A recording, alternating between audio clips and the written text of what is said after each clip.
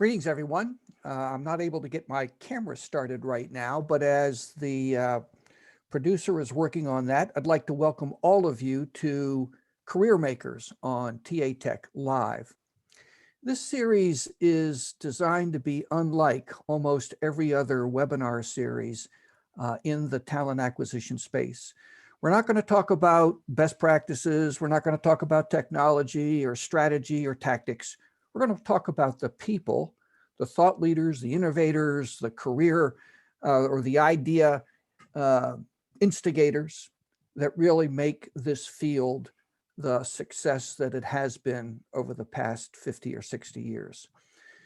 What we've done is we've reached out to the men and women who were selected for this year's TAtech most influential TA thought leaders and asked a couple of them to join us to explore their careers, how they got into talent acquisition, what they find most rewarding about talent acquisition, the lessons they've learned, and some of the challenges they faced and what wisdom they gained in overcoming those challenges.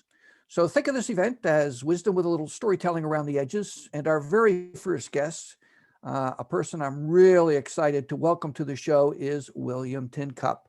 William, great to have you here. Great to be here, Peter. Thank you so much for having me on. Yeah, it's a pleasure. So let's begin by giving you a chance to just introduce yourself to the viewers. Sure. Where are you from? Where'd you grow up? Where'd you go to school? Grew up in Texas. Went to school, BA Art History in Alabama, MA in American Indian Studies at University of Arizona, and an MBA in Marketing and Entrepreneurship at Case Western in Cleveland. I live in Arlington, Texas, so I boomeranged back to Texas 20-something years ago. I currently am the president and editor at large at Recruiting Daily, a media outlet that studies HR, recruiting, sourcing, hiring, all the stuff we care about. So what does that mean? Tell me a little bit more about Recruiting Daily. Yeah, when I joined, one of the reasons I joined and was fascinated with joining was they didn't have an events part of their business. They were really kind of a multi-contributor blog media outlet. Kind of the history of recruiting blogs kind of then morphed into Recruiting Daily, putting out articles, trying to help people. What I became fascinated with was training. And because, I think the more you travel the world, the more you understand how people do it differently everywhere, pretty much even in the same city, same company sitting next to each other. And I thought, there's a great opportunity in just helping people train and to help people understand, how to do things. And so we started with sourcing training, which was easier and probably the easiest place to start because you got to find the talent. But we think that there's a great opportunity to just train throughout the entire value chain of TA and HR. Interesting. So you've got a pretty eclectic background, art history, Indian studies, Yep. An MBA, my gosh. What was it? Was it a mentor, an experience? What got you into talent acquisition? I would say Sam Walton. I worked for Sam Walton right out of high school. And one of the things that Sam would do, of course, I didn't learn this until years later, but one of the things he would do is he and I would go and visit Kmart and Target, JCPenney, Sears, etc. And we just walk the store with the store manager. And again, years later, I found this out, but basically at the end of that, he would give, if he thought well enough of that person, he'd give him a business card and say, call me, work for us for a year and then I'll get you a district. And again, here's at the time, the world's richest man recruiting. And what it instilled in me is that you're always recruiting. Even when you're not recruiting, you're recruiting. You're always looking for talent. You're trying to identify talent that's coming up, maybe talent that's a little stagnant. You're always recruiting. And if he could do it, I mean, as a billionaire. And again, at that point, he was more of a figurehead than an operator. If he could do it then, we should all be recruiting. And so it left. I mean, I was like 17 years old. It left this imprint on me that how important talent is to the success, current success, but the future success of a business. Well, I think the other lesson we might draw from that story is that recruiting is a leadership duty as well. So often we get it pigeonholed into HR, talent acquisition. Really begins at the top, doesn't it? 100%. It's everybody's job. And this starts with, we'll do at the top, the board and the C-suite, but I would say, it goes all the way, should permeate all the way through the organization, all the way to the front line, receptionist, whatever that is, that if you find talent, you have a moral responsibility, using heavy words, right? You have a moral responsibility to bring that talent to bear and show people that talent. And again, I think this C-suite, like putting it off in recruiting and say, okay, I have recruiters, I have hiring managers, I have sourcers, etc. That's limiting. It's limiting everyone's responsibility, and it's also limiting the talent. Like, you might go to church with somebody that's just super talented at sales, and your recruiter would have never found that person. But if you bring that to bear and say, hey, there's this gal that I go to church with, and she is just lights out fantastic at sales. You might want to talk to her. And again, I think it's everyone's responsibility. I like the way that you brought it up to the top. I would just add that it should permeate the entire organization. It should be one of our values. I found that in many cases, not all, but in many cases, the CEO and COO, the Sam Waltons of the world, they get it. Yeah. It sort of breaks down at the middle management level, it doesn't 100%. seem to make it onto their frontal lobes. It's and some of that's training. Some of that's the understanding that talent's everybody's responsibility. And now we broaden that out to talent being a talent experience, talent development, not just talent attraction, so we can attract them.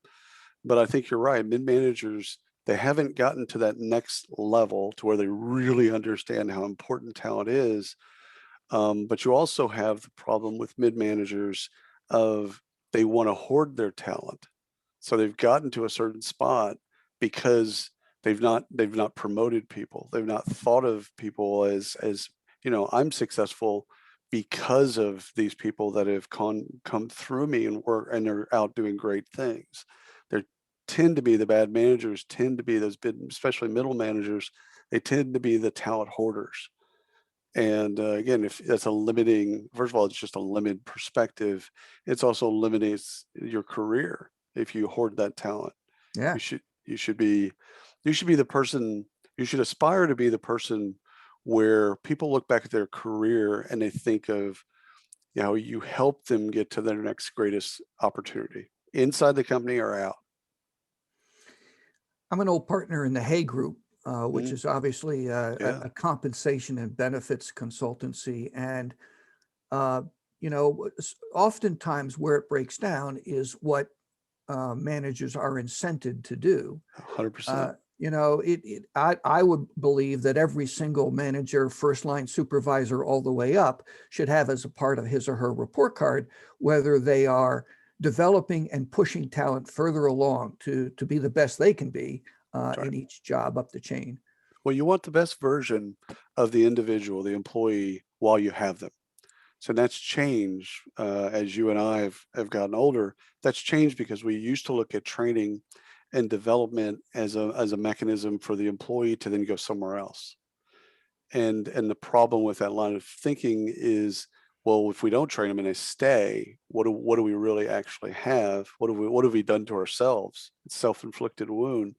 So I think training managers to think about that investment. Yeah, it's an investment in the individual, and yeah, uh, those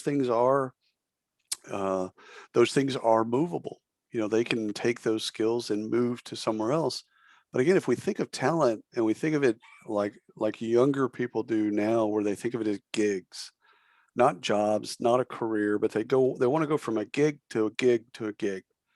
If we change our mentality to think like that, we can actually do internal mobility correctly, where we just think of gigs. Like, Sally, you're at this gig right now, you're really successful. I got 4 other gigs that'd be really, really great for you. Where do you want to go? What experience do you want to have? What do you want to learn? What do you want to get out of this? And again, that's inside the company, but you can also do that with outside the company. You know, I define talent as a capacity for excellence. I think it's a human trait. We all have talent, even though we oftentimes tend to pigeonhole people. Talent is for entertainers and sports stars and so forth. We have gifted and talented programs for special kids in school, but everybody has talent. Everybody has a capacity for excellence. And most people, if they understand what their innate capacity is, want that additional job or that next job and the next job after that, that enables them to experience and express more of that capacity for excellence. You know, they're always looking to be the best aspect of themselves, if you will. I love the way that you phrase that because it's implicit in that is nurturing and caring and being thoughtful about someone's talent, about them as an individual, as a person first, as a human, and then thinking of them as a candidate or even as employee or alumni, and thinking about you might not even recognize how great you are at this, but let me tell you, you are great at this. And it might not be something that you want to do for the rest of your life, but you are great at this. That takes a special individual to then recognize that and communicate that. But they got to care enough, to your point, they got to care enough to then communicate with that individual and really foster, it's like we're watering plants here. You're fostering this nurturing this talent. And even if talent makes a mistake, or fails at something, that's okay. That's a part of it as well because some, if not all of us, we learn through failure. So it's okay for talent to fail. It's not okay for us not to harvest and to nurture and to care enough about that talent to then give them feedback and want them to be that best version of themselves. Yeah, yeah, I think that's right. So let's come back to William Tincup. Sure. What was your first job? And what do you remember about it? What did you take away from it? What lessons did you learn? As I had a hardship license, so I lied when I was 14 and got a job as a 15-year-old at a Pizza Hut. And there's 2 things that you learn in any kind of that high volume environment. So people that come out of food service, retail, hospitality, etc., they could all probably tell you the same thing. First and foremost, customer is always right, no matter no matter what, even if they're wrong. I mean, I remember, distinctly remember a person kind of yelling at me about mushrooms on his pizza. And, he told me extra mushrooms and I didn't put as many mushrooms. And, I'm thinking to myself, this isn't that big of a deal. A, B, why are you yelling at me? But, I couldn't, I had to closet all those thoughts and go, you know what? You're right. I'm wrong. I'll fix it. And so, when you start off in your career with that mentality, you learn that you can be right and it's okay when you're right. But at the end of the day, if your customer, your client thinks that you're wrong, then you're wrong. And so you've got to kind of recognize that for what it is. I think the other thing that I learned from that job, as well as other jobs in retail, is flexibility. Because there's so many shift changes and just people are coming and going. And, again, I worked at Walmart, Albertsons, and a lot of retail outlets. And, it's just you get a call on a Friday night and 3 people haven't come in that day. You got to go to work. And, you learn that work isn't this, fixed thing. Work is fluid. And I think in high volume environments, I think it actually gives when people have those experiences of high volume dealing with customers I think it gives them an edge. Actually, in working in corporate America, I think it gives them an edge of understanding: A, the customer's always right. B, ultimately, I got to be really flexible. I got a job, and I'm going to do the job to my best ability. But you know what? Anything can happen, and oftentimes does. And I think people where they struggle in their careers, they have a it's rigid. They look at things in a real rigid way. I work from this time to this time. I do this. The job description says this. And I think the more you kind of get yourself out of that mentality and just go, you know what? If my boss needs me to do X, it's not in my job description, but he really needs me to do X. Well, just do X. you know, and I think people that grew up in retail, hospitality and food service, I think they innately get that because they've had that experience. They've had the shift change at the last minute, you know, and that, you're not working tonight, you're working tomorrow. But, okay, well, there, all right, I get it. You get your flexibility is baked in. You have to be flexible or you're not going to survive in that environment. So I think those two things, customer is always right, and ultimately being extremely flexible and understanding flexibility as it relates to work.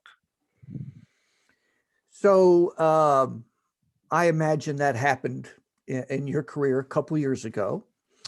And of course, more recently, we've seen people who weren't, teens and young adults, but really are looking at these jobs as, you know, uh, family providing kinds of occupations.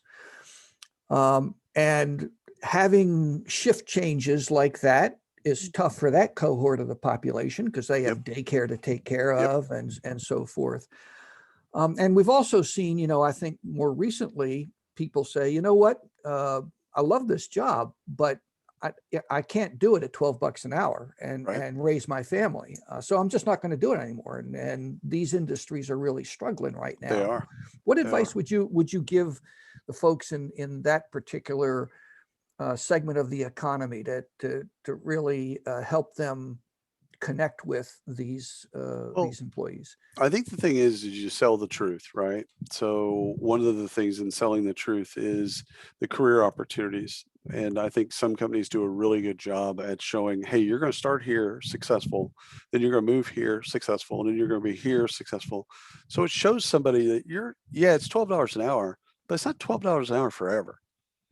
It's only $12 an hour forever if you're incompetent or you're just average or you're below average. Like there's a pathway to success. So you actually can control this. And I think the companies that do that really do that, but also they sell that. The recruiters that sell that to candidates and tell them the truth. I mean, obviously, if you really want, you want less churn in any of those high volume situations. You pay people more. You have better benefits. You put in career opportunities and scholarship opportunities.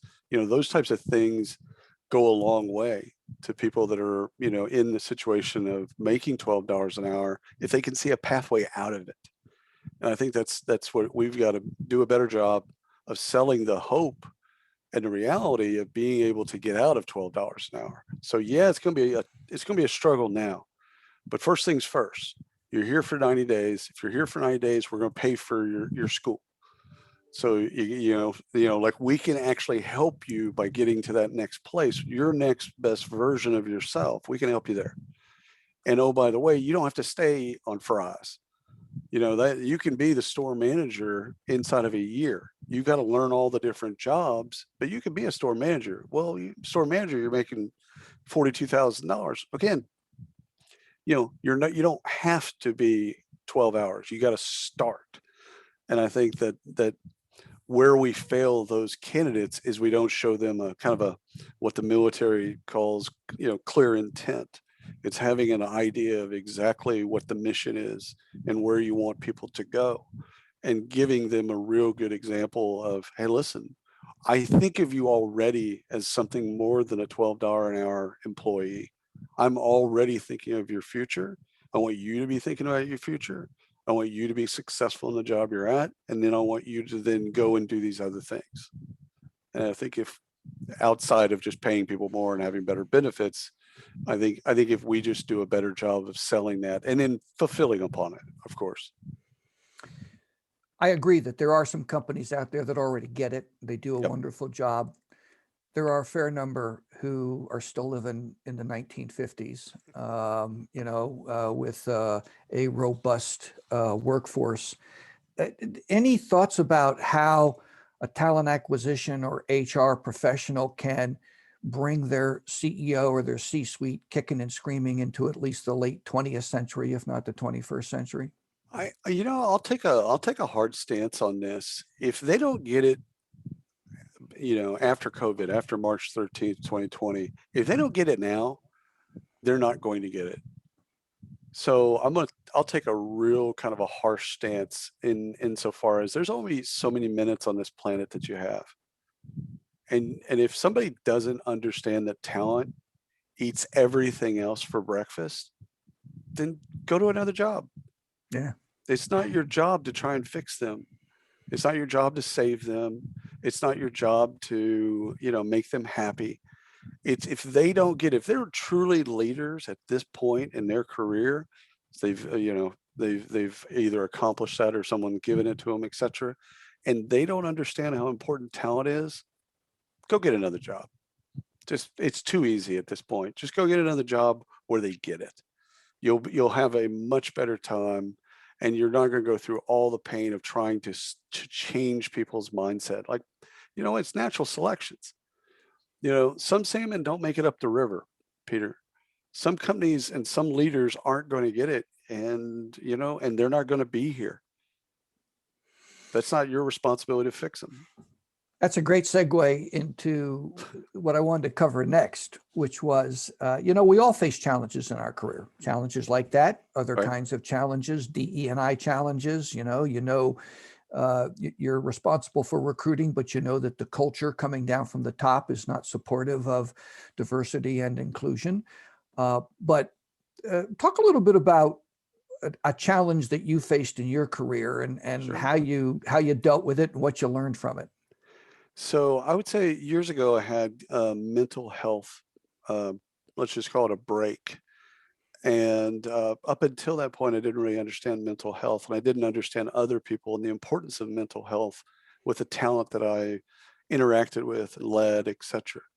And after going through it myself, so I was diagnosed with manic depressive. There's a specific form of it, but basically, um, having to deal with just personally going through therapy and medicine and going through this whole process of understanding myself and understanding how my mental health, how it affected everybody else, right?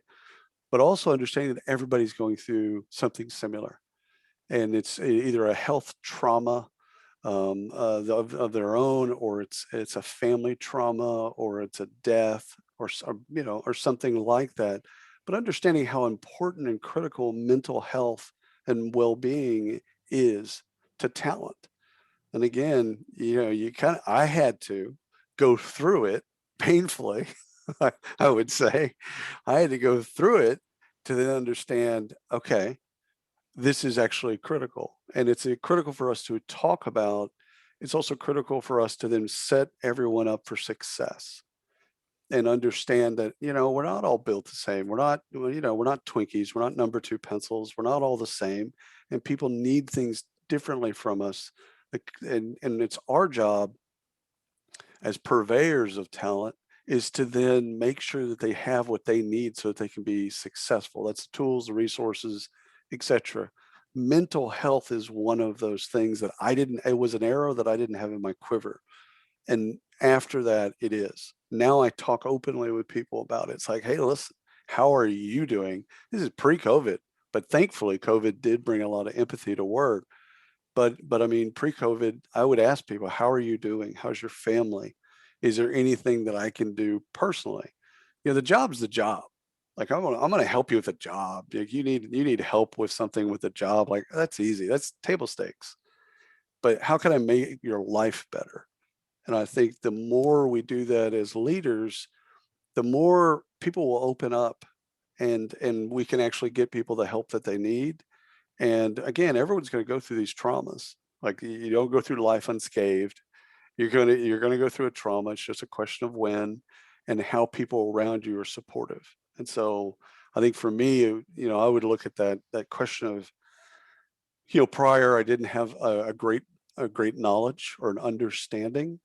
And having gone through it now, I understand it well enough to talk with people about it. How do you think that plays into a recruiter's role? I mean, we're dealing Y- with people, Yeah, who come to us at different stages, that's different right. aspects of their life. You So know, the thing with recruiters is, again, you're selling the truth, and you're selling the authentic version of the company as it is currently. And again, if you've got programs that help people with mental health, that's one thing. If you don't, talking to people, just talking to candidates and just saying, here's what I know about us. Here's what we're doing. And being, again, attracting and repelling talent. We don't do enough conversationally as recruiters and hiring managers to repel talent. We want to attract as many people as possible.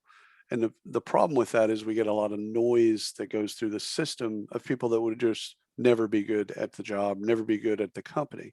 So we need to tell the truth. I think that's a healthy way of looking at dealing with talent. But mental health in particular is just spoke. It's just one thing that comes off of many other things that are important to talk to candidates about.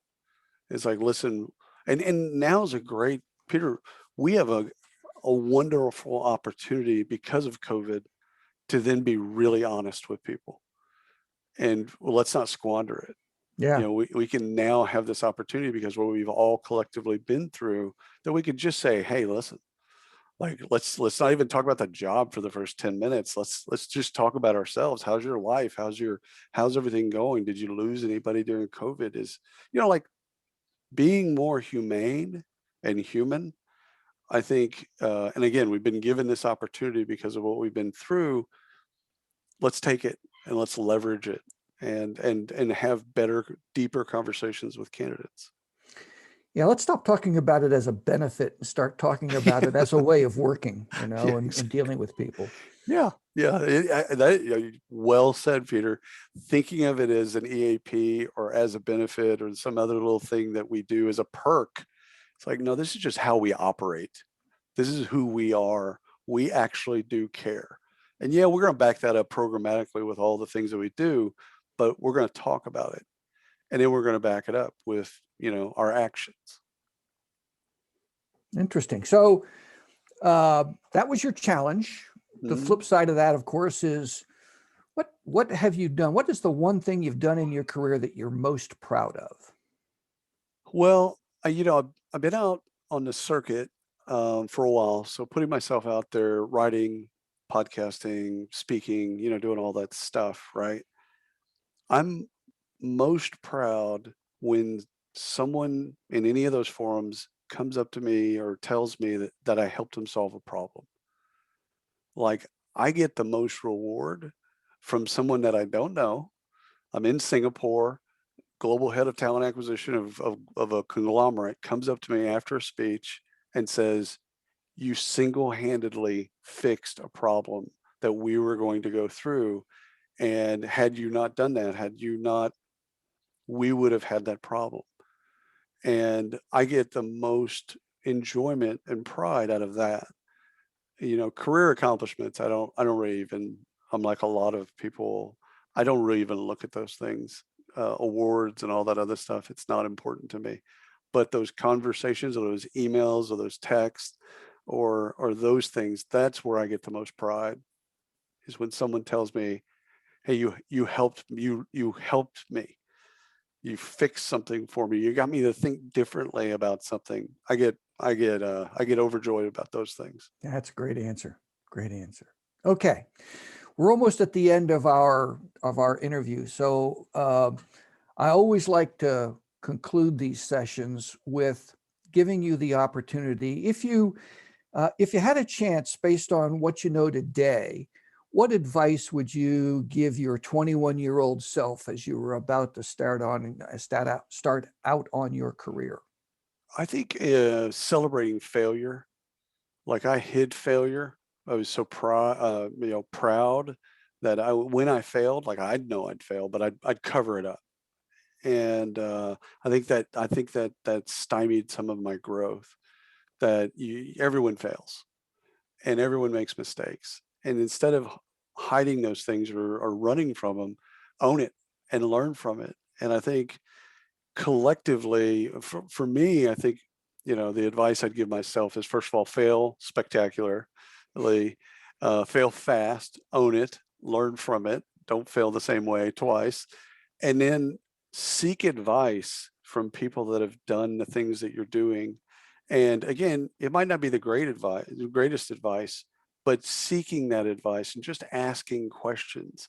I would have given myself more latitude to not quote unquote know things, but be more of a student, and made myself more vulnerable to then ask questions. And I think if I would have done that at 21, I started doing that in my 30s, but if I would have done that at 21, I'd be intellectually and emotionally much further along my path. Had I not hidden my mistakes and failures, and had I sought more advice from more people. So those are the two things that I would go back, and those are the things that, ironically enough, those are the two things that I'm also teaching my sons, is those two things, as well as a bunch of other stuff. But yeah. Well, that's great insight. That truly is wisdom. So thank you for sharing it, William. We really appreciate it. Thanks to all of you for joining us for some wisdom and storytelling with William Tincup. This is Peter Weddle at TAtech, and we are delighted to begin this series called Career Makers on TAtech Live. Our next session is with Justin Clem, who's the Senior VP of Talent at Front Door. And that'll be in 2 weeks. So come on back and join us. Thanks very much. William, thanks again. Thank you. Thanks, Peter. Bye-bye now. All right.